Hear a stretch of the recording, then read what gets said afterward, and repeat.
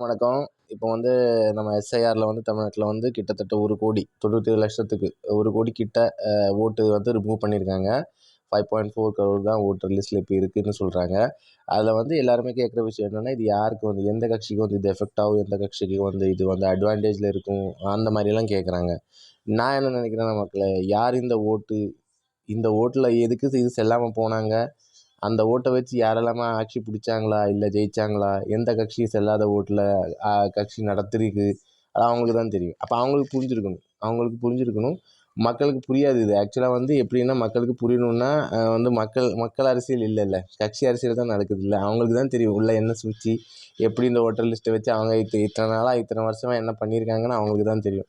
ஆனா கரெக்ட்டா செல்லாத ஓட்டு வச்சு நெறைய ஆட்சி பிடிச்சவங்க, இல்லன்னா செல்லாத ஓட்டையே அரசியலா மாத்துறவங்க கண்டிப்பா இந்த வாட்டி தோத்துருவாங்க. அது மட்டும் தான் எனக்கு தெரியுது. ஜாஸ்தியா யார் பண்ணாங்களோ அவங்களுக்கு தான் ஜாஸ்தியா எஃபெக்ட் ஆகும்னு சொல்லி விடைபெறுகிறேன். நன்றி, வணக்கம்.